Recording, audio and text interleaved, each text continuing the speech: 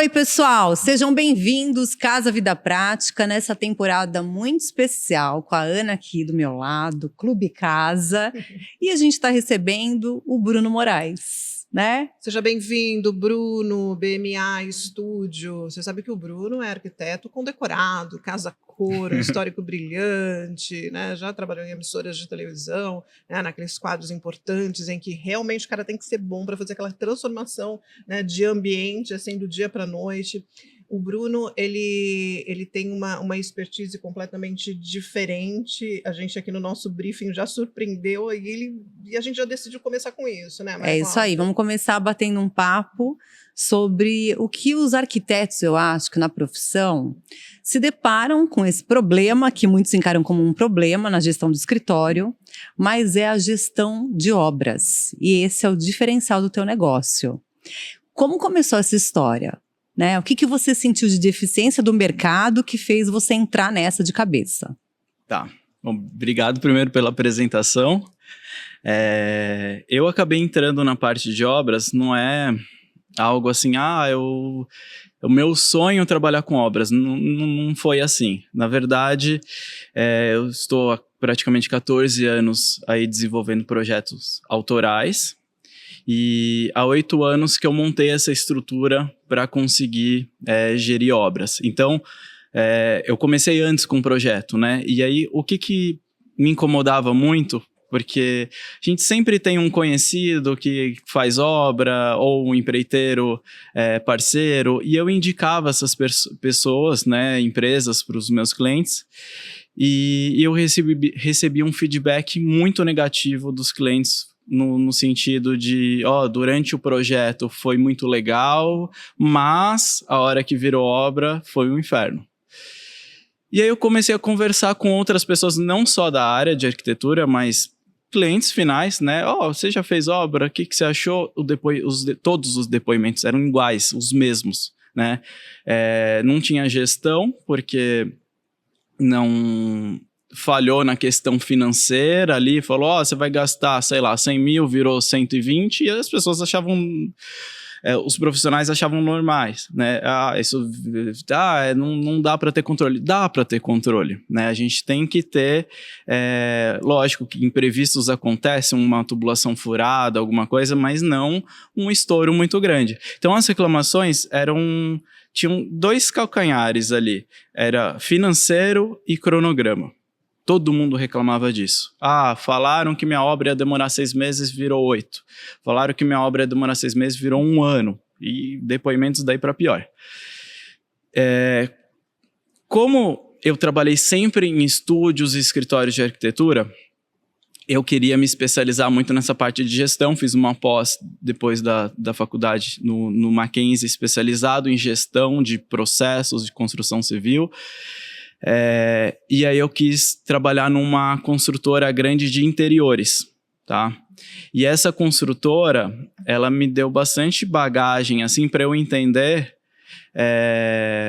como que funcionava uma gestão, vamos dizer, mais organizada, com um departamento de compras, de suprimentos, enfim, eu comecei a enxergar como que funciona a gestão de construções, né, grandes, mas de interiores. Eles, por exemplo, pegavam um prédio de 8 andares, que foi o último projeto que eu assumi lá, né? Eu entrei para trabalhar com o projeto e saí como coordenador geral desse cliente, que eram 8 andares. A gente reformou os 8 andares desse cliente. E aí eu fui subindo como coordenador e depois eu virei o gerente dos coordenadores de obra. Foi o meu último cargo lá nessa construtora. E aí eu consegui enxergar como que funcionava realmente essa gestão, vi quais que eram os erros, né? E eu comecei a ver no mercado, por que o pessoal não aplica dessa forma? E como eram obras corporativas, que até eu esqueci de mencionar esse detalhe, essa construtora só fazia obras corporativas, tá? Obra corporativa, assim, é preto no branco, né? Tem que entregar em 1 mês, é 1 mês e não tem conversa. Atrasou um dia, tantos mil reais de multa. Não tem conversa. Então, eu vim com essa experiência de Precisão. De precisão no valor, né? Se você aprovou lá na empresa que aquilo lá vai custar, sei lá, 50 mil, não adianta trazer uma nota fiscal que seja de R$50, ninguém vai pagar aquela nota fiscal. Aquilo não está aprovisionado, né? Então, aí eu saí dessa construtora. Na verdade, saí até com uma situação ruim, porque ela quebrou essa construtora.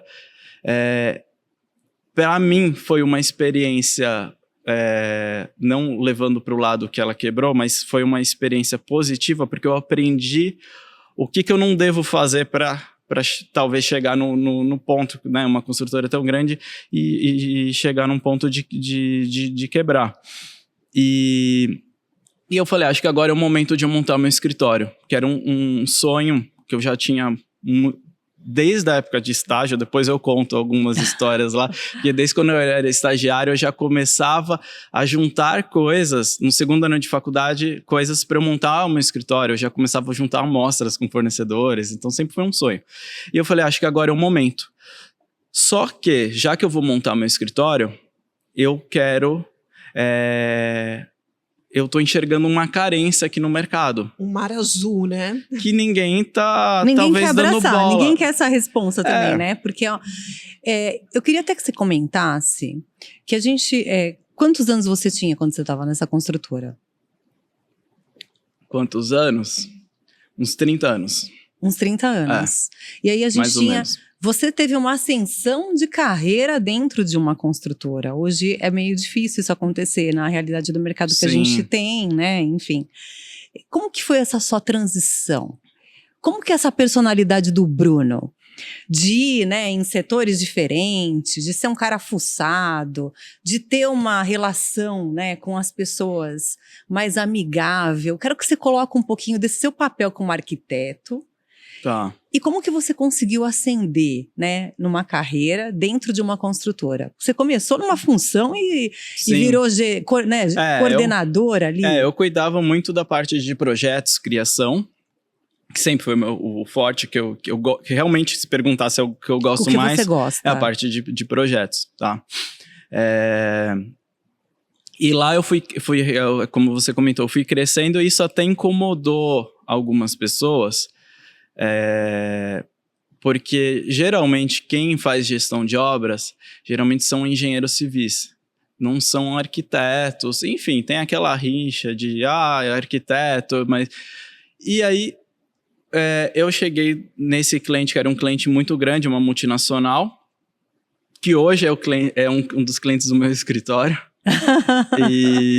Porque como a construtora quebrou, esse cliente acabou vindo me procurar quando eu montei o escritório. E eu comecei lá com projetos, aí tinha uns coordenadores que eram engenheiros, aí eu fiquei no mesmo patamar que eles, tinha uma pessoa supervisionando em cima, só que o cliente foi gostando de como eu fui conduzindo as coisas, organização, transparência. Eu sempre gostei de trabalhar muito com transparência. Eu não gosto de, hoje os meus orçamentos de obra eu ponho lá, abro todos os custos para os meus clientes. É isso, né, eu não gosto de ficar escondendo, não, esse daqui é a soma, não posso, não.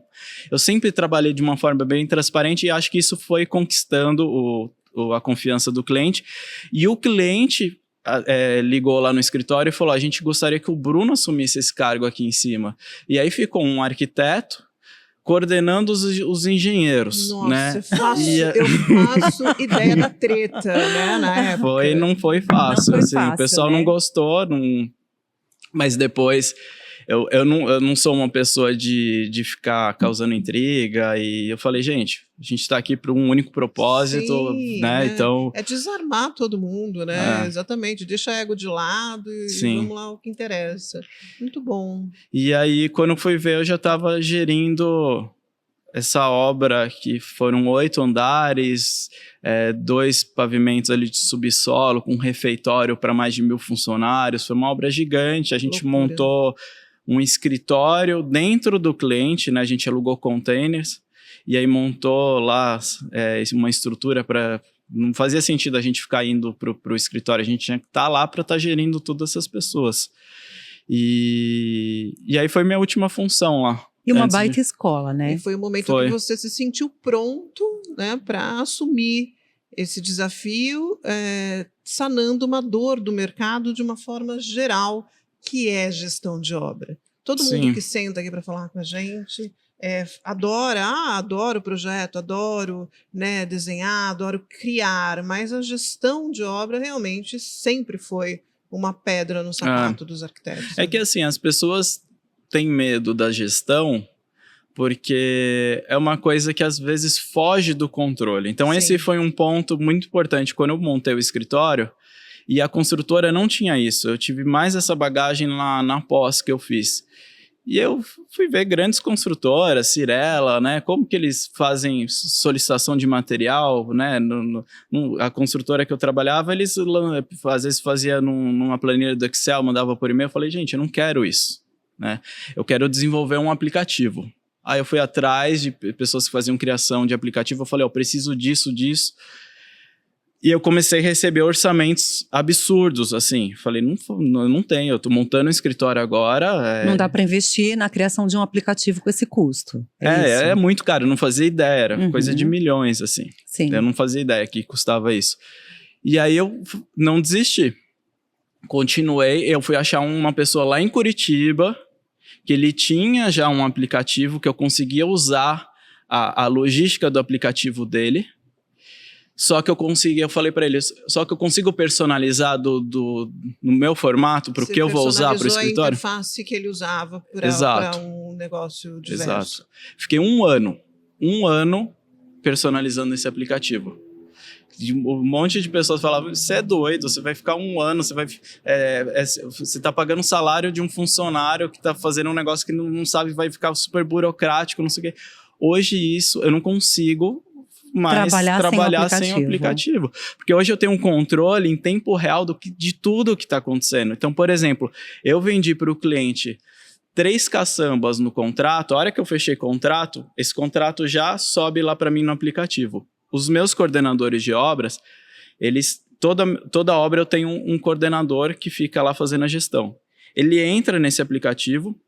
E aí, se foi vendido, sei lá, 3 caçambas, ele tem 3 caçambas para pedir, ele não consegue pedir 4. Bruno, deixa eu entender um pouquinho o tamanho que você está hoje, né? E há quanto tempo? São 14 anos de escritório e 8 anos somente de gestão, é isso? Não, 14 anos, como boa parte dos arquitetos, eu já fazia alguns trabalhos autorais, mas em casa. Sim. Não tinha alugado uma sala comercial, nada disso. Não tinha funcionários, né? Sim.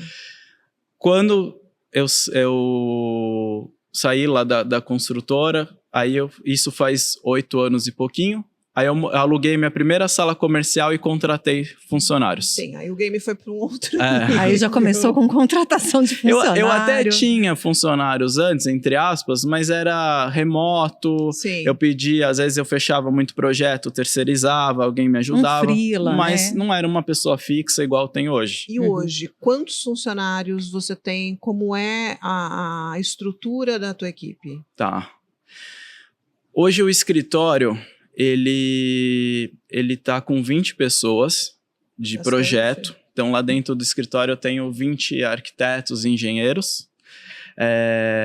E aí ele é dividido por departamentos. Então, eu tenho o departamento que cuida de residencial, eu tenho o departamento que cuida de corporativo, que apesar de a gente falar, mas é projeto arquitetônico, são clientes completamente diferentes e a equipe que pensa nesses projetos, eles pensam totalmente diferente, né? A Amanda, que é a gerente de corporativo, ela entra em discussões ali com o cliente de TI, né? Vai passar um cabo categoria 5, 5E, 6. O pessoal do residencial nem sabe talvez o que é, né? Isso, né? Então, hoje, eu tenho essa divisão interna de residencial e corporativo. A gente tem uma parte da equipe que ajuda com essa questão de produção, de decoração, e que também me ajudava nos quadros, na televisão, no programa da Eliana. E aí, fora essa equipe do escritório, eu tenho mais ou menos umas 25 pessoas de obra. Que daí são pedreiro, eletricista, coordenador de obras. Fixos? Estão no teu time? São. Então, no total, a gente está falando de umas 45 pessoas, mais ou menos. Que estão no time do seu escritório hoje. Isso. Né? Diretamente. Mais ou menos. Entrou até uma pessoa semana passada, acho que virou 46. Legal, né? Vamos ver, né? Que bacana, 2025 Bruno. a gente vai ver o número aí dobrar, Muito quem legal. sabe? Eu não sei se eu comentei com você, o Bruno, ele foi meu parceiro em podcast, no podcast Clube Caso, logo que a gente estreou, né? A gente estreou com assuntos variados, né? E o Bruno, ele fazia o podcast de arquitetura corporativa. E aí eu até perguntei para ele, eu falei, vem cá, me fala, você está ainda nessa pegada do corporativo muito forte? Ele falou, não, eu faço tudo, meu escritório faz tudo, tanto residencial como corporativo, mas o corporativo, ele é uma boa fatia do escritório e tal, estava tentando entender. Como ele falou, o programa de televisão ele já desvendou de quem era, da Eliana. Agora, você precisava de uma estrutura ágil no programa, já que você entrou nesse assunto, já vamos Como falar foi um a pouquinho entrada, disso, né? Tá. Fazer um programa de TV para um arquiteto. Da onde veio o convite? Foi a assessoria de imprensa que trabalhou isso para você? Como começou essa história? Foi bom você ter tocado nesse assunto. Quando eu montei o escritório, como eu saí da construtora, eu mencionei aqui que a construtora tinha quebrado. Eu comecei meu escritório praticamente negativo, né? Negativo, assim. Eu fechei alguns projetos e a verba que eu tinha desses projetos, eu me arrisquei, aluguei uma sala comercial, contratei alguns funcionários e contratei assessoria de imprensa. Olha. E eu não tirei nada para mim. Eu fiquei 6 meses ali sem tirar um prolabore e nada, porque eu apostei e falei, vai dar certo isso daqui. Né? Foi pensando positivo. Pode falar. Já que você está nesse gancho, o que te levou a contratar essa assessoria de imprensa? Então, você foi pesquisar uma assessoria de imprensa especializada no teu nicho? Isso. Porque era um investimento que era essencial, fazia parte do teu negócio. Para muitos arquitetos, isso não seria o essencial. Não cabe mais. Não. Aliás, no dia 1 do escritório eu já tinha assessoria. O dia que eu peguei as chaves e comecei a trabalhar. E foi uma indicação? Você pesquisou? Como que foi? Eu pesquisei assessoria especializada em arquitetura. A minha assessoria está comigo acho que 6 anos. Não, até mais. É que a gente teve uns intervalos lá no começo, porque eu também comecei mais apertado, né? Pulava 6 meses aqui e continuava. Mas assim, contínuos acho que deram 6 anos. E já faz acho que 4 anos que a gente está direto, que é o Danilo, da DC33. Super competente. Deixa eu fazer um adendo aqui, porque o Danilo é uma pessoa maravilhosa, um dos melhores, né, se não o melhor do mercado. Adoro o trabalho do Danilo. Então, leve um beijo. Eu não preciso nem falar nada, que eu tô com ele até hoje, então é que tá.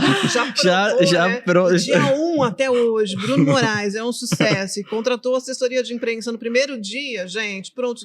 Quer prova social melhor do que essa? Não tem. Esse podcast é um podcast de prova social. Prova social para todo mundo aí, não é? O Danilo é meu amigo pessoal, e o Danilo não tenho o que conta falar. muito essa história, porque eu liguei para ele, eu lembro até hoje, eu tava no carro e eu falei, Danilo, eu quero contratar uma assessoria. Aí ele falou, quantos anos você tem um escritório? Eu não tenho escritório ainda. Ele falou, mas como assim? Quantos anos você tem? Aí eu falei minha idade, ele falou, nossa, você tem a mesma idade quando eu montei a minha assessoria. A gente começou a conversar e aí eu expliquei para ele o que eu almejava. Eu falei, eu tô começando agora, eu tenho que dar as caras, né? Eu tenho alguns projetos autorais, mas eu tenho que mostrar esses projetos. Vou contratar o Bruno, mas quem que é o Bruno? Né?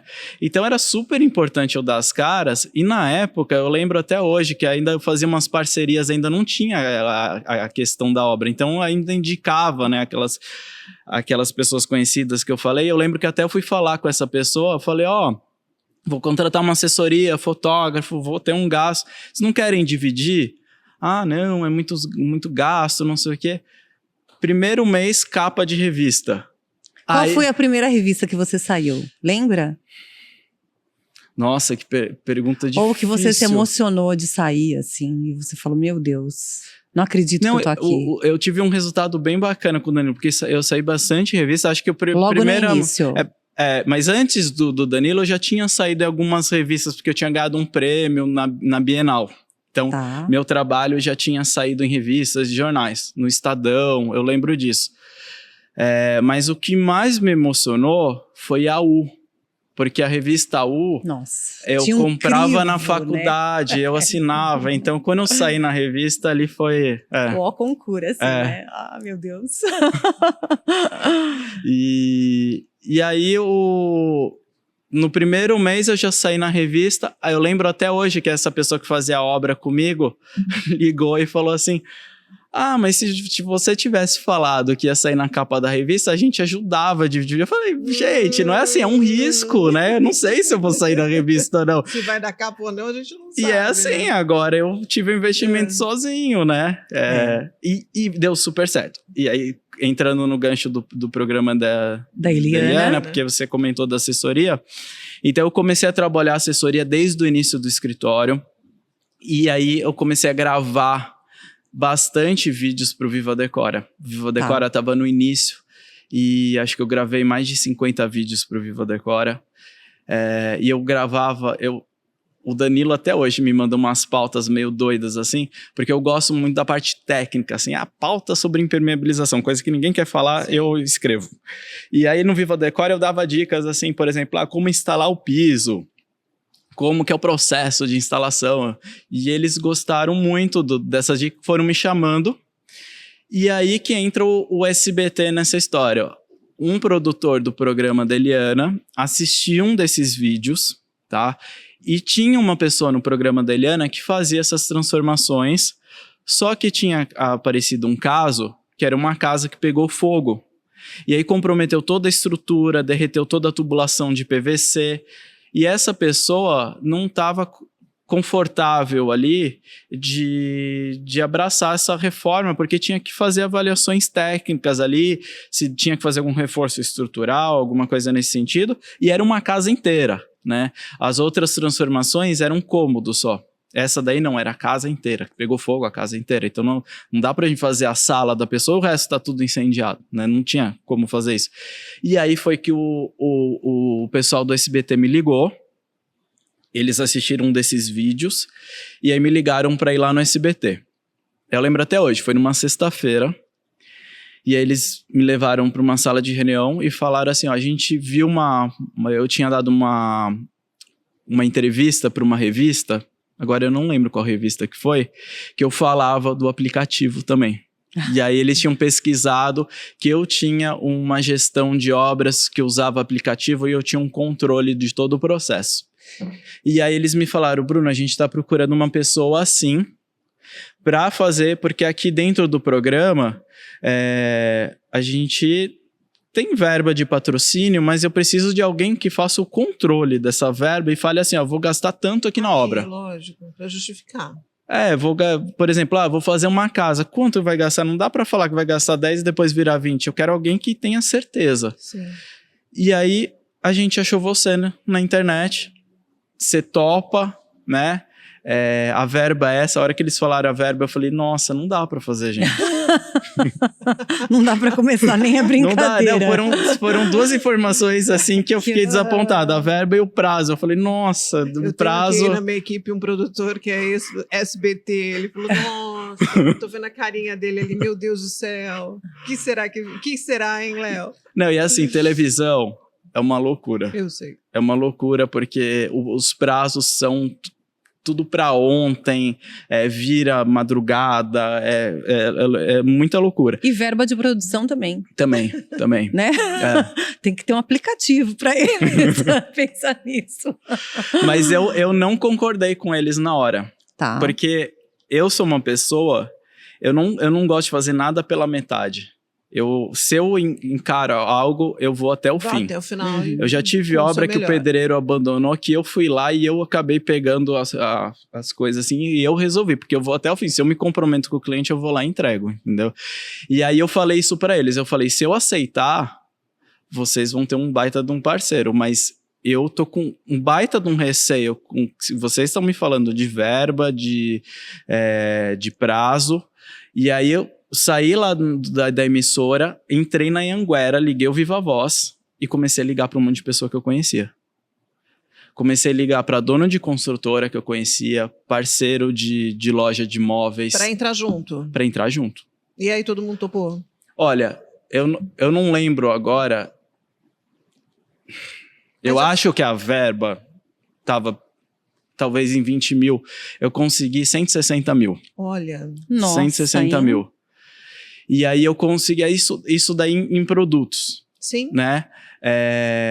Eu vou até mencionar que a Loki, eu liguei para a Loki, a construtora, eles cederam toda a mão de obra, eu expliquei a situação, era uma pessoa carente, perdeu a casa. Tem o lado propósito, não só o lado Merecia, propaganda, sim, né? Que a gente sim. fala, mas o cara vai aparecer na televisão e tal. De repente a estratégia do cara nem tá voltada para a grande massa, mas ali a questão do propósito de ajudar pessoas. Não, todo mundo que eu liguei, eu contei a história da pessoa primeiro. Porque aquela pessoa que a casa tinha pegado fogo, ela ajudou a comunidade dela numa situação de enchente. E depois de 6 meses a casa dela pegou fogo. E quem escreveu as cartas foram as pessoas que ela ajudou. Então, quando eu contava a história, muitas pessoas se comoveram. Eu consegui doação de porcelanato, consegui muitas coisas. Que legal. Aí quando eu levei isso, aí foi na segunda-feira, eu cheguei com essa novidade para eles. Eu falei, eu topo. Tô dentro do programa. Eu não era o apresentador. Ainda tinha a outra pessoa que apresentava. Só que eu vim com essa notícia que eles não esperavam. Tanto é que a Eliana nunca tinha entregado as transformações pessoalmente, era sempre no palco. Foi a primeira vez que a gente interditou a rua, a Eliana foi lá, a gente cortou faixinha. E aí alguns fornecedores que ajudaram, que nem cobraram para aparecer o nome lá, eles ajudaram pela causa, foram lá. Tem a Romanza, que é do Clube Casa, Sim. de Moema, foi um dos apoiadores lá. Belly. O Belly tava lá chorando na entrega. Imagino, Ele tava lá chorando. E assim, foi uma coisa muito legal. E a partir daí, nos próximos, eles já me chamaram para ser apresentador do quadro. Então aí eu tive uma responsabilidade você maior. Virou apresentador mesmo, aparecer diante das câmeras, Caramba, né? Não, e assim, é uma coisa que eu não gostava, apesar de uma treta com engenheiro, agora vai uma treta com apresentador na emissora, olha isso. Não, e não é uma coisa assim que eu me identificava, porque eu sou tímido, né? Então, vou ficar fazendo a apresentação na televisão, mas eu gravava os vídeos lá, não tinha vergonha.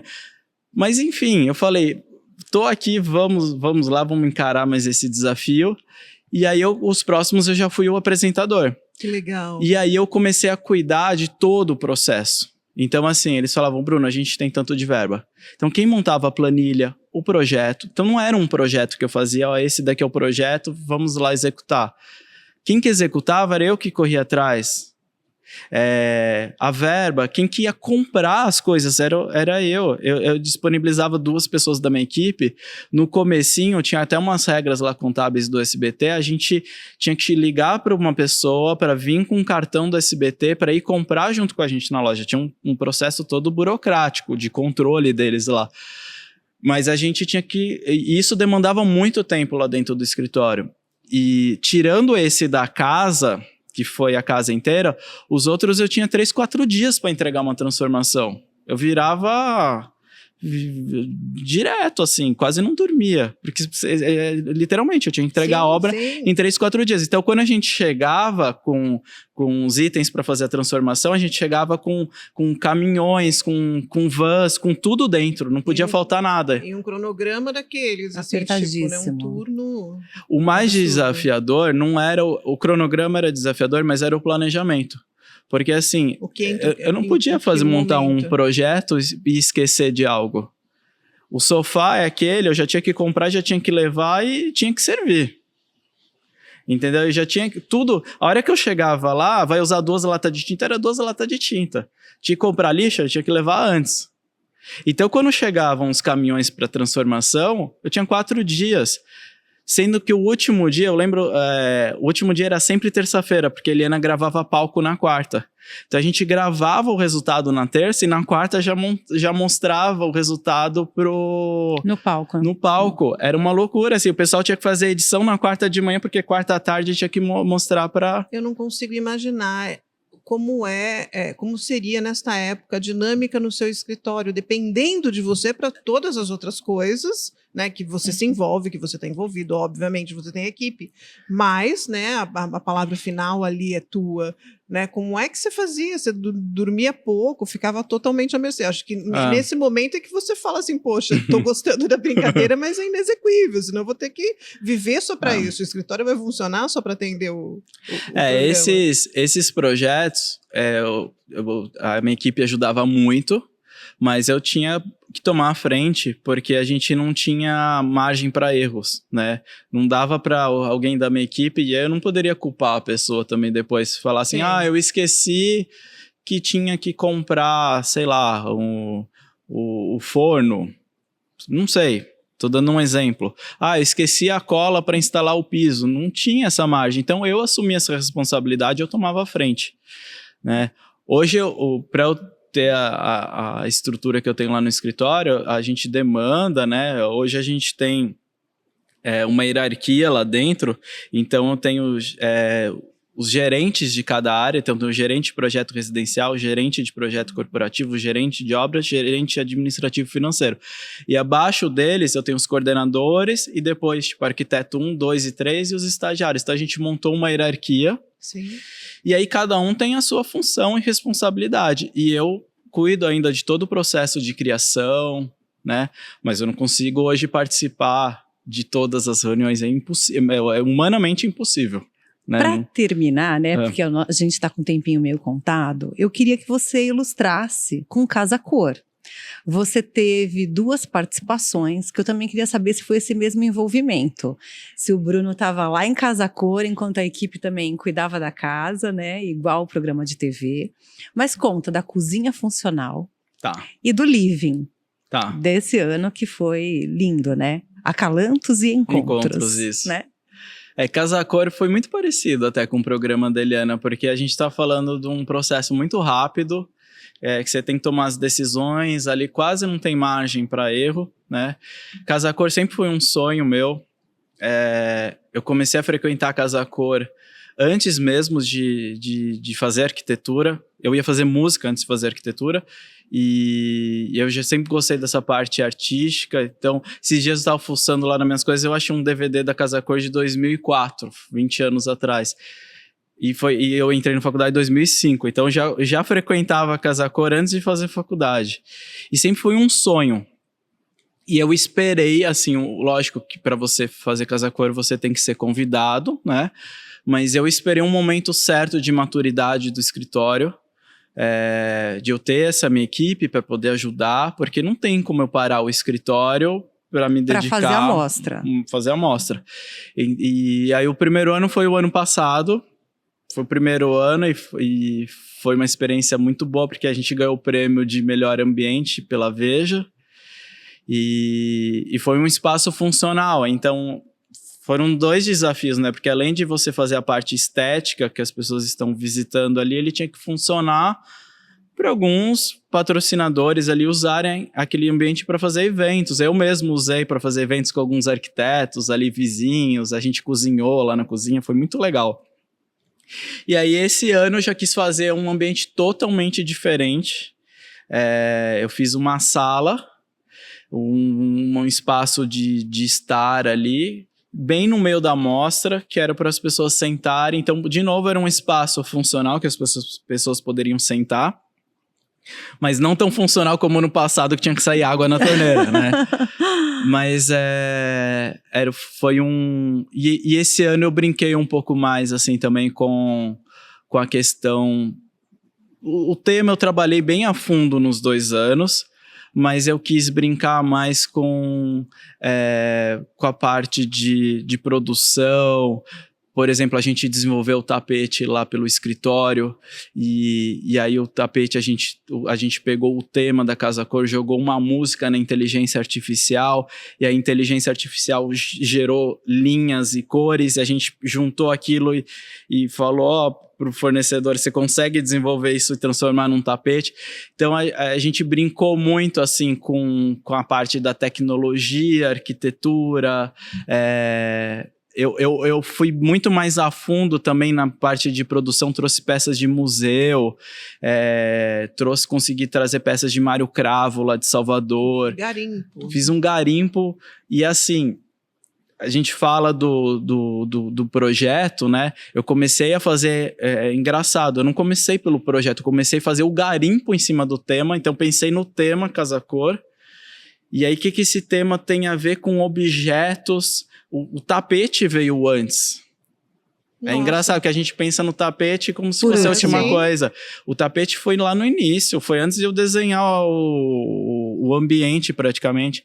Então eu fui pensando em toda a produção e eu falei, nossa, agora a produção tá rica, tá contando a história que a Casa Cor quer contar. E aí eu desenhei o ambiente. Que legal, né? Olha, Fantástico, né? Conversaria mais horas, né? Mas assim, a nossa equipe aqui já sinalizando pra gente. Acabou, Estourou o nosso time, né? Bruno, que legal, parabéns. Muito feliz aí com essa narrativa e perceber a tua maturidade, a tua humildade acima de tudo, porque assim, um cara que tá no patamar que você tá hoje, né, numa esfera diferente de comando, de gestão, né, assim, com tecnologia envolvida, né, geração de emprego, do mercado, né? Poxa, é muito bonito isso. Então, parabéns. Obrigado. É um prazer conversar com você. Como Clube Casa, você sabe que portas sempre abertas, estamos sempre à disposição, falo pelos nossos fornecedores também, é muito legal, né, estar junto com você, né, ser parceiro de um arquiteto tão importante como você. Muito obrigada. Eu que agradeço. Deixa suas redes sociais aqui nessa câmera para a galera conhecer esse trabalho. Importante, que a gente mudou faz pouco tempo. Então vamos lá, pode falar.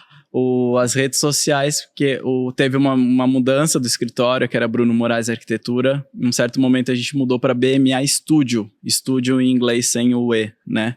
E a gente ainda não tinha conseguido o domínio, porque a gente comprou o registro de marca, de tudo, e a gente foi conseguindo aos poucos, a gente conseguiu do Instagram faz pouquíssimo tempo. Então agora o nosso Instagram é BMA Studio. Aí, finalmente eu consegui migrar. Vamos lá. Isso aí. E confere, tem o site também, né? Com os tem projetos. o site, mas tudo é BMA Studio. Então, se jogar no Google, eu tô em todas as redes sociais. Tô no Pinterest, tô no Instagram, tô no YouTube, tudo como BMA Studio. É isso aí. Quer ter uma lição, né, de marketing de conteúdo que eu falo? É com o Bruno, né, que abraçou. Eu acho que as redes sociais, essa comunicação aí do jornalismo decor. Gente, eu só tenho a agradecer, né? Temporada muito especial, Casa Vida Prática, Clube Casa, e aqui nessa acolhida do Galpão Central. Agradecer toda a equipe também, mas esse episódio fica com a gente no próximo. Casa Vida Prática, se inscreve!